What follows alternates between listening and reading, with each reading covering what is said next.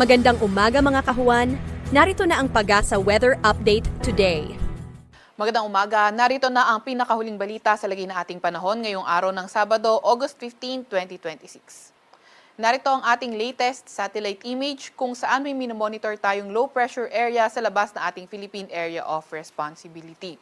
Ito ang low pressure area na ito ay napakababa ng tsansa na maging isang ganap na bagyo in the next 24 hours. As of 3 a.m., ito ay nasa layong 2,270 kilometers sa may silangan ng extreme Northern Luzon. Etong low pressure area na ito, mababa nga rin yung tsansang pumasok na ating Philippine Area of Responsibility, mababa yung tsansang makaapekto sa kahit na anong parte ng ating bansa at ito nga ay papalayo na rin sa ating landmass.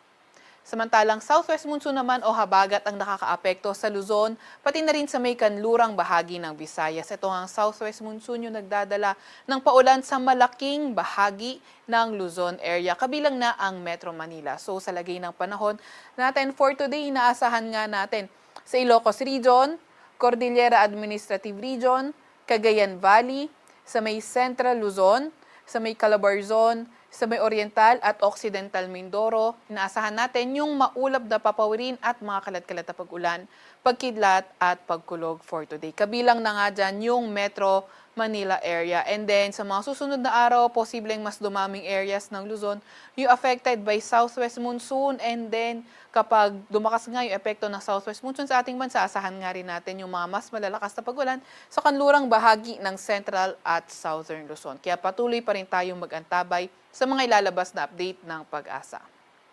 Para naman sa nalalabing bahagi ng Luzon, partly cloudy to cloudy skies, may mga tsansa ng mga localized thunderstorms.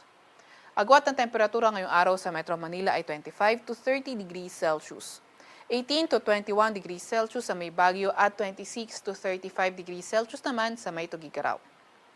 Agwat ng temperatura sa Puerto Princesa ay from 26 to 33 degrees Celsius. Para naman sa lagay ng panahon, sa Visayas at Mindanao, asahan nga natin yung bahagyang maulap hanggang sa maulap na papawirin at may mga tsansa pa rin ng mga localized thunderstorms. Although sa mga susunod na araw, posibleng maging maulan sa may kanlurang bahagi ng Visayas, dulot yan ng southwest monsoon. Kagaya nga ng nabanggit natin, patuloy tayong mag-antabay sa mga ilalabas na update ng Pag-asa. Agwat ng temperatura ngayong araw sa Iloilo at Cebu ay 27 to 33 degrees Celsius. 25 to 34 degrees Celsius naman sa may Cagayan de Oro, pati na rin sa may Zamboanga. Meron din tayong nilalabas na weather advisory. Ito ay updated ng 5 a.m. kung saan sa may Zambales at Bataan naka-yellow warning tayo kung saan 50 to 100 millimeters na mga pag-ulan ang posible.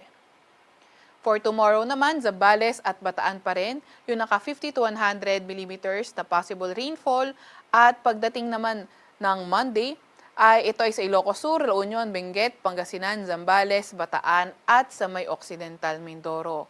Kaya patuloy pa rin tayo mag-antabay sa mga advisories at warnings ng Pag-asa. Wala pa rin tayong gale warning sa kahit anong dagat baybayin na ating bansa, pero pinag-iingat pa rin yung mga papalaot sa hilaga at kanlurang bahagi ng Luzon dahil posible ang katamtaman hanggang sa maalong karagatan.